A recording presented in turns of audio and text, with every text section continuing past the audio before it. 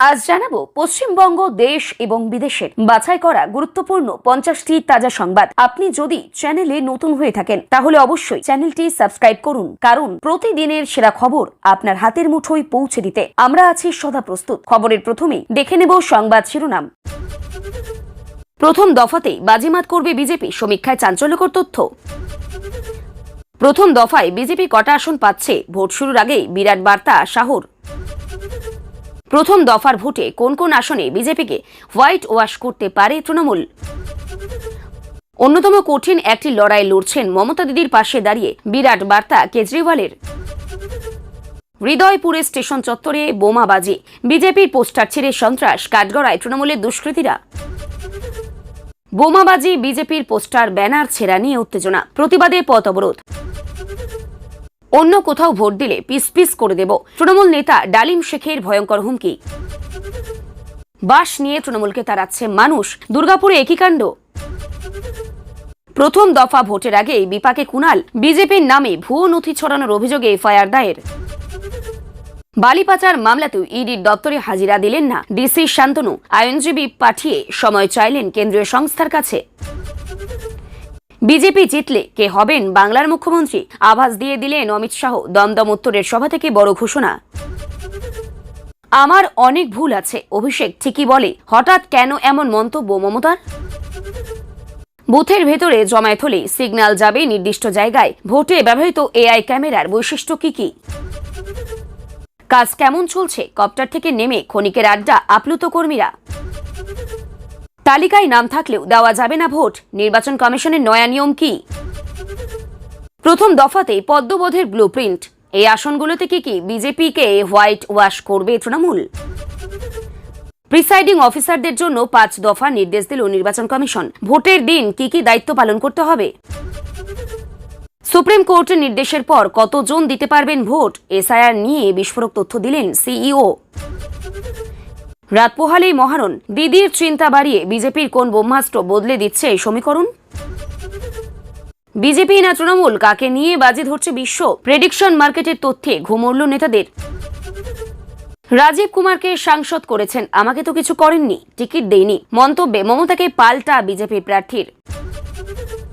Vote শুরুর 24 ঘন্টা আগে বড় স্বস্তি, তালিকায় ফিরল কয়েক লক্ষ নাম, দিতে পারবেন ভোট। ভোটের মুখে বড় ধাক্কা কমিশনের, 800 তৃণমূল কর্মীকে গ্রেপ্তারিতে স্থগিতাদেশ হাইকোর্টের।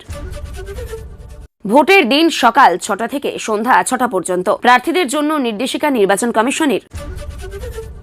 মুখে জয় শ্রীরাম, উত্তরবঙ্গে ভোটের আগে দলে দলে ফিরছেন পরিযায়ী শ্রমিকরা।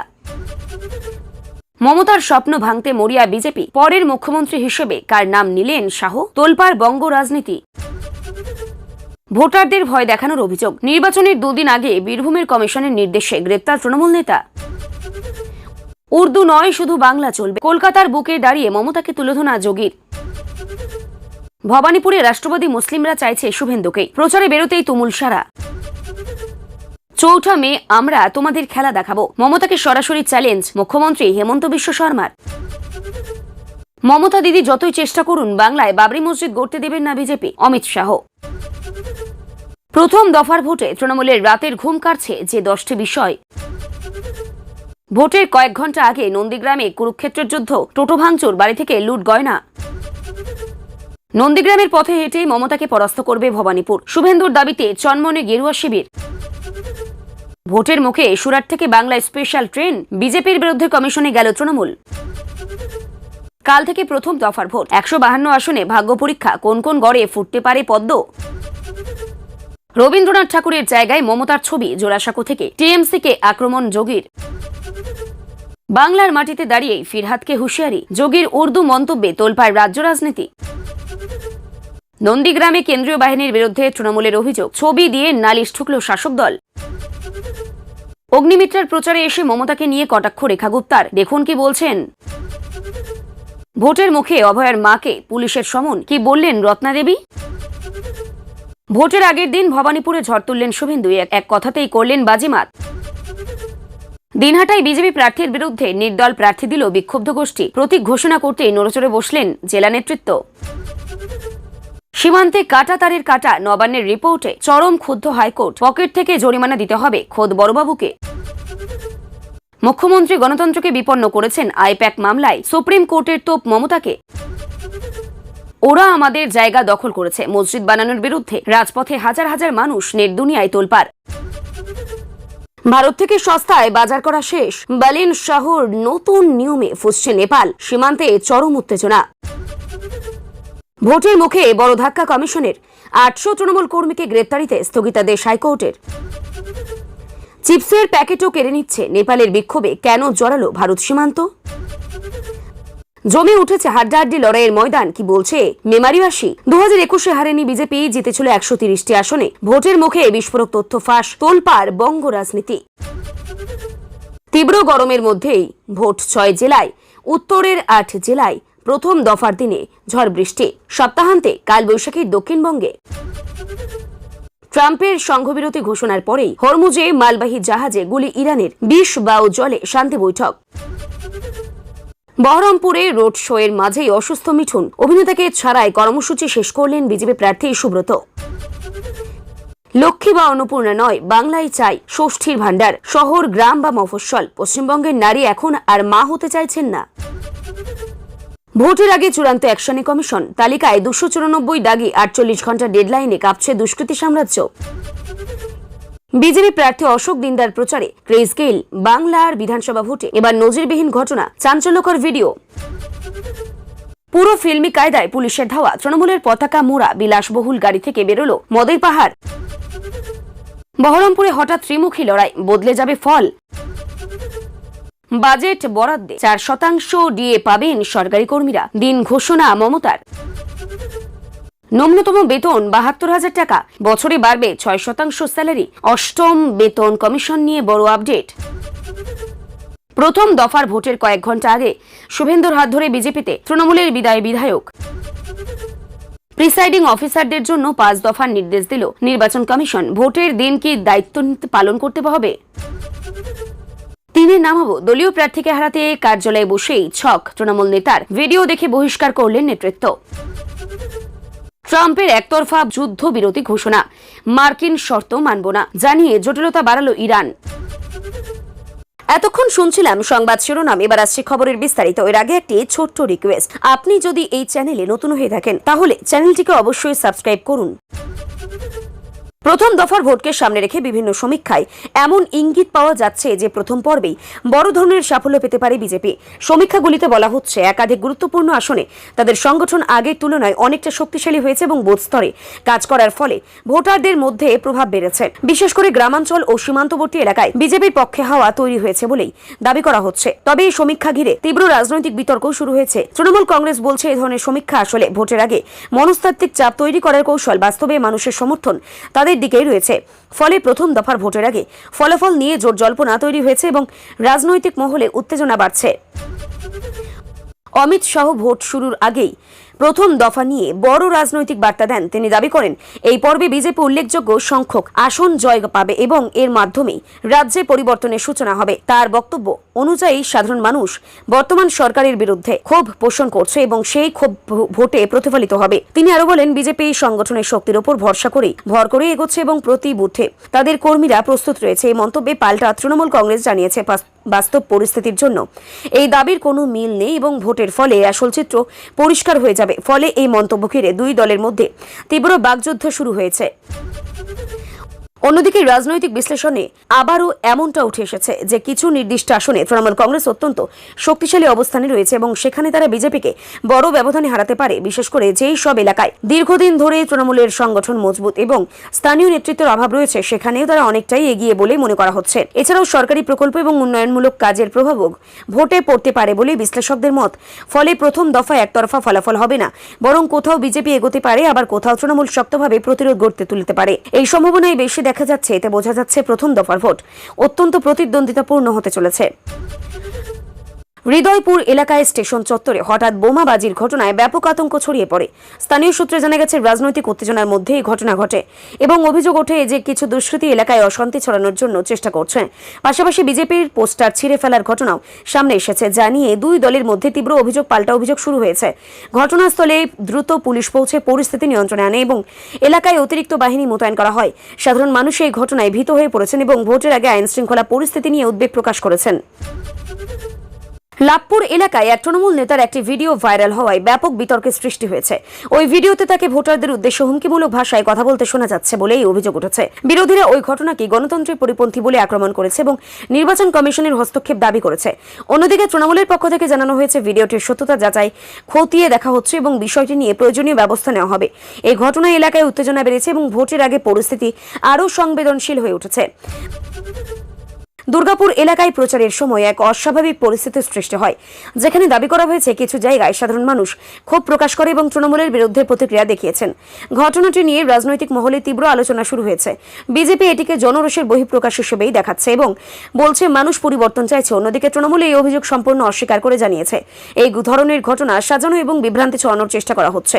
ফলে ঘটনাটি ঘিরে দুই পক্ষের মধ্যেই তীব্র রাজনৈতিক সংঘাত তৈরি করেছে।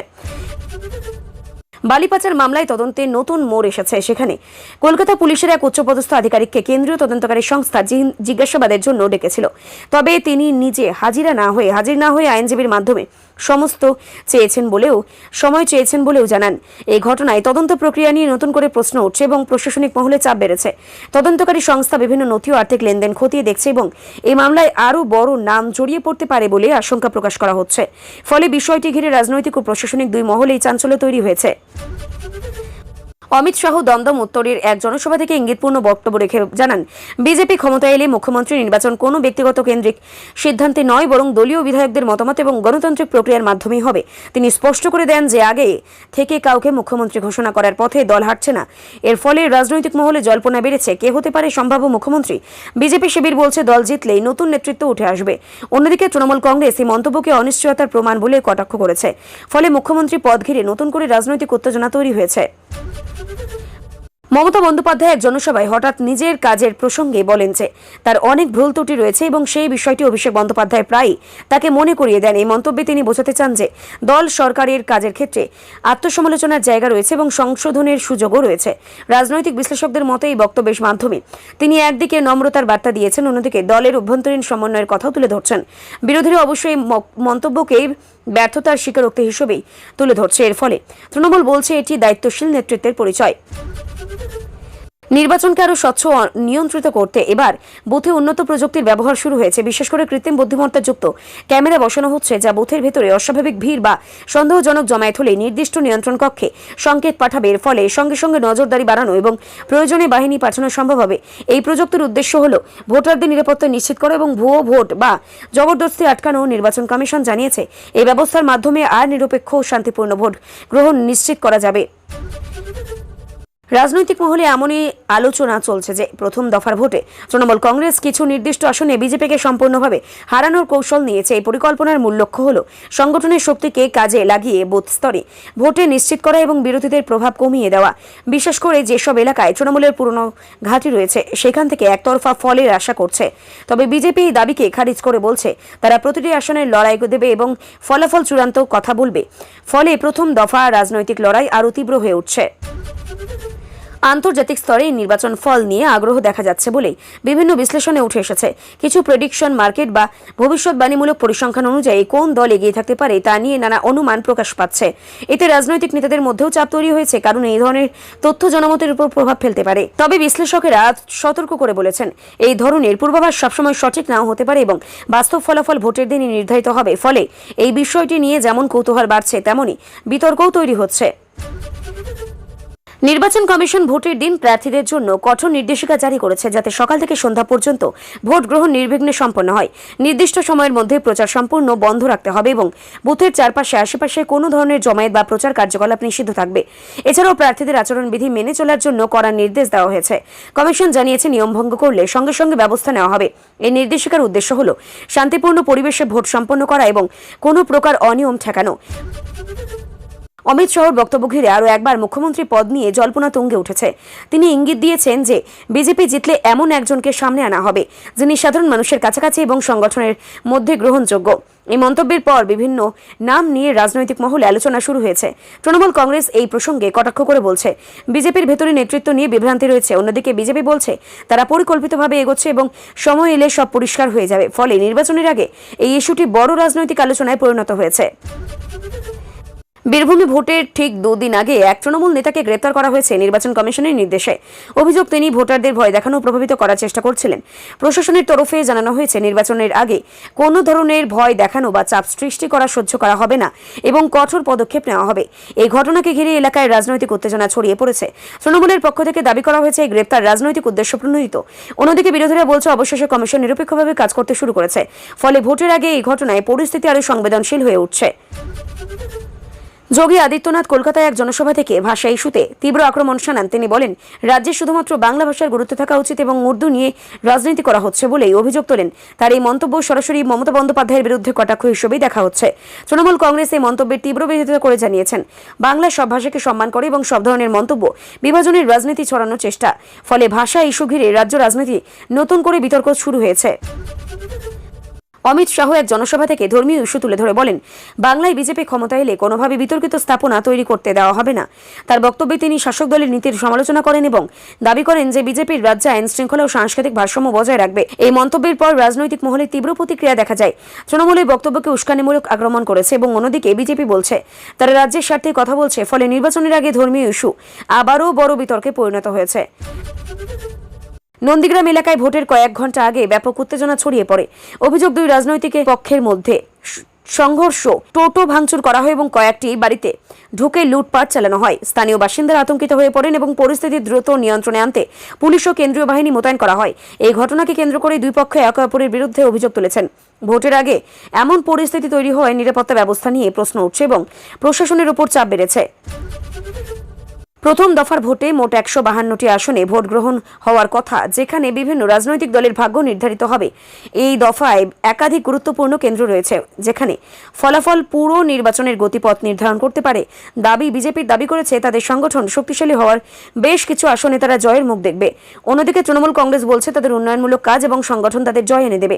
ফলে 152টি আসনকে ঘিরে রাজনৈতিক লড়াই অত্যন্ত তীব্র হয়ে উঠেছে এবং সকলের নজর এই এখন দফার ফলাফলের দিকেই। যোগী আদিত্যনাথের মন্তব্য ঘিরে ফের বিতর্ক তৈরি হয়েছে, যেখানে তিনি রাজ্যের এক শীর্ষ নেতাকে উদ্দেশ্য করে কড়া হুঁশিয়ারি দেন।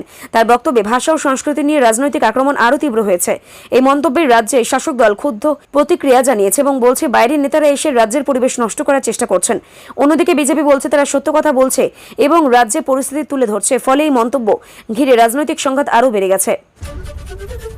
নন্দীগ্রাম এলাকায় কেন্দ্রীয় বাহিনীর বিরুদ্ধে তৃণমূল কংগ্রেস অভিযোগ তুলেছে যে তারা পক্ষপাত দুষ্ট আচরণ করছে। শাসক দলের দাবি, কিছু ক্ষেত্রে কেন্দ্রীয় বাহিনী রাজনৈতিক দলের পক্ষে কাজ করছে এবং সাধারণ ভোটারদের মধ্যে আতঙ্ক সৃষ্টি করছে। তবে এই অভিযোগের সমর্থনে কিছু ছবি ও তথ্য তুলে ধরা হয়েছে বলেই জানা গেছে। অন্যদিকে কেন্দ্রীয় বাহিনী এই অভিযোগ অস্বীকার করেছে এবং বলছে তারা সম্পূর্ণ নিরপেক্ষভাবেই কাজ করছে। এই ঘটনায় নির্বাচনকে ঘিরে নতুন করে বিতর্ক তৈরি হয়েছে এবং পরিস্থিতি আরও উত্তপ্ত হয়ে উঠেছে।